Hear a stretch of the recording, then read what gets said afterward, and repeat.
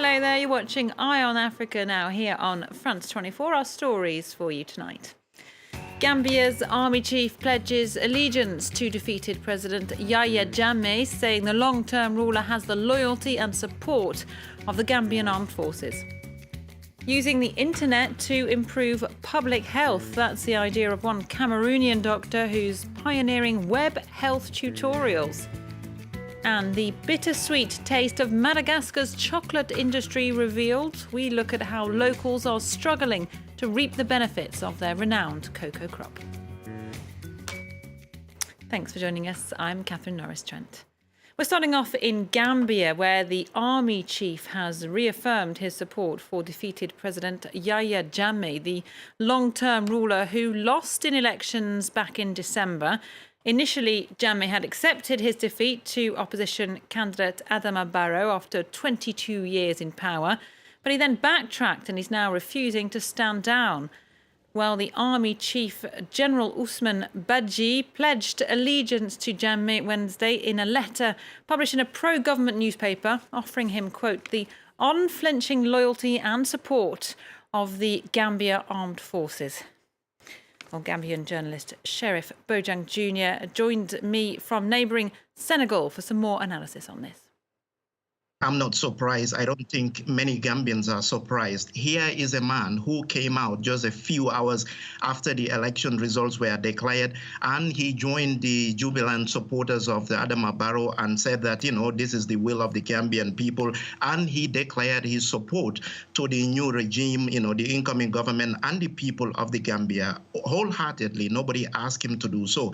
But then a few weeks later, he spoke to a Western journalist on the phone, and he said he was loyal to President Jammeh because, according to him, quote, President Jammeh pays his salary, which is absolutely, nobody understands. So for him to come out now to say again that he is, the army and himself are loyal to the Gambian, president and then the Gambian regime is not surprising to many people. But what has to be understood is that in his so-called, support letter that the Daily Observer, the ruling party newspaper, published, he said he's loyal to the president and the Gambian army is loyal to the president. So we don't know. Jammeh's role as the president of the Gambia will constitutionally cease on 19 January. So we will wait and see if the army remains loyal to him after 19 January.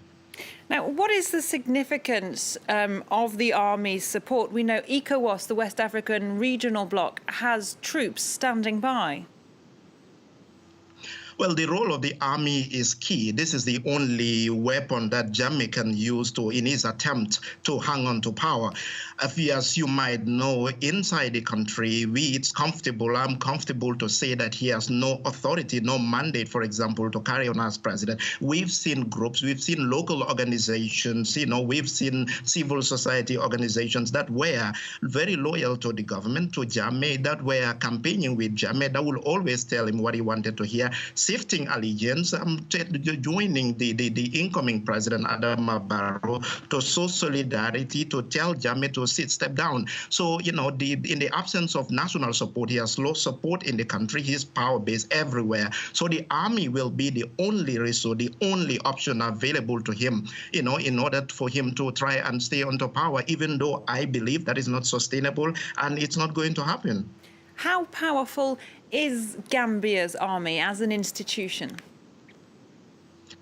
What I know is over the years we've seen, since Jammeh came to power, he's built the army, at least those who are close to him, the presidential guards, to the way that he wanted. There's been a lot of lack of discipline in the army. We've seen many times when the army will go out to the street to harass civilians. In 2000 April, when students took to the street, the army used guns, on people, and it resulted to loss of life. But how powerful is the army to resist, for example, any potential military intervention by ECOWAS? That is yet to be seen. All we know is it's a very undisciplined army, and then we will see what happens when ECOWAS intervenes. In other news, 2 UN peacekeepers from Morocco have been killed in an ambush in the Central African Republic and a third seriously wounded. The deadly attack took place in the far southeast of the country, around 20 kilometres from the town of Mboki. And when a UN convoy from the MINUSCA peacekeeping force, which was accompanying fuel trucks, was ambushed by an armed group. It's not clear at this stage exactly which armed group. There are still several at large in the Central African Republic, much of the country there remaining lawless. Next, after 3 days at sea, they thought at last they'd reached Italy, but in fact that wasn't the case for around 80 West African migrants who ended up back on the coast of Libya on Wednesday. At least 5 people drowned trying to swim ashore on the treacherous attempt to cross the Mediterranean. The Libyan Red Crescent said most of the migrants were from Senegal. The first ever Somali-American lawmaker has been sworn in to office in the US. 34-year-old Ilhan Omar was elected to America's House of Representatives in November. She was born in war-torn Somalia but fled with her family at the age of 8, spending 4 years then in a refugee camp in Kenya before immigrating to the US. Ilhan Omar said that she will fight for justice and equality and described the importance of her election for minorities. Having the people of Somali descent that are Somali Minnesotans see themselves as part of the people's house and have a face that they recognize and identify with. Now, how about this for a pioneering way to improve public health? One doctor from Cameroon is causing somewhat of a buzz online with her internet health tutorials in a country where there are an average of only 2 doctors for every 10,000 people. Lauren Burstisher reports. Today we want to talk about stroke. An online health tutorial in Pidgin English. For the past year, Susan Njema Awe has been posting these short videos on YouTube. In Cameroon, she's better known by her online pseudonym, Dr. C. I remember the very first day we started, I actually left from night duty. I was tired, but I had to do that video. I was so excited about it. In her short segments, the cardiology specialist offers information and advice on disease treatment and prevention. Access to care remains a challenge in Cameroon, where there are only 2 doctors for every 10,000 residents. Lack of infrastructure also means people often have to walk hours, sometimes days, to receive treatment. Dr. C hopes her videos can help fill the gap in medical services. My favorite video is that on antibiotic resistance. Why? It's because antibiotic resistance is something that many people don't know about. It's something that is a silent killer that keeps rising, and none of us know about it. Many Cameroonian doctors recognize the challenges of getting access to health care, yet some worry these online tutorials could deter people from seeking proper treatment. Going online to seek for medical attention, it's quote-unquote good, but it can be very harmful too. Dr. C practices in Germany, but often visits Cameroon, where she gives free seminars and training sessions. She says her online tutorials target all of West Africa, where Pidgin English is commonly spoken. The doctor also wants to start filming more meducation videos in Hausa and Swahili.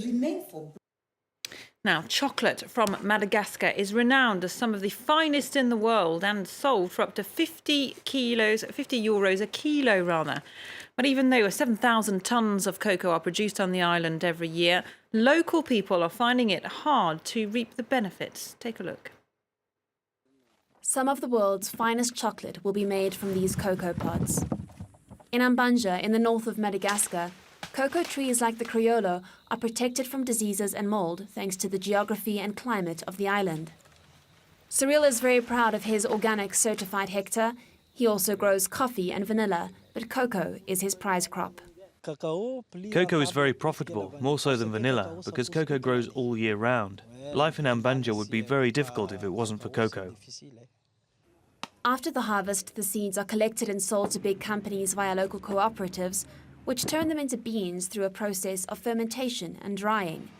The luxury chocolate made in Europe from this cocoa will sell for close to 50 euros a kilo, but Cyril gets just 70 cents per kilo of seeds. We're still exploited by the whites, and we're aware of our fate. The price that collectors pay now, it's not the true price. It's not the right price. The price should be tripled, then it would be the right price. Most of the region's inhabitants work in the fine cocoa business, but they don't have the means to start making chocolate themselves. Even large producers such as Meva export the bulk of their harvest to foreign companies. Most of the chocolate is made out of cocoa that's not fine cocoa, and the companies selling it are big companies such as Lindt, Kraft, Sucher, Mars. They do chocolate bars, sweets, and they try to bring down the cocoa prices, which are set by the stock exchange. A small proportion of Meva's production is transformed into chocolate locally, which is sold in the capital and abroad. But with 90% of the country's population living beneath the poverty line, few Madagascans can get a taste of the final product. I'm afraid that's it for Eye on Africa for now. Do stay tuned, though, to France 24.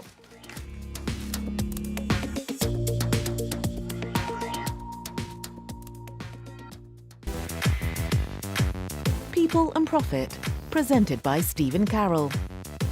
Business news is not about numbers, nor percentages and statistics. Business news is about people and how we live our lives. People and Profit goes beyond numbers to analyse how the global flow of money and profits shape our world. Intelligent and accessible, the show cuts across business, economics and politics. People and Profit, on France 24 and France24.com.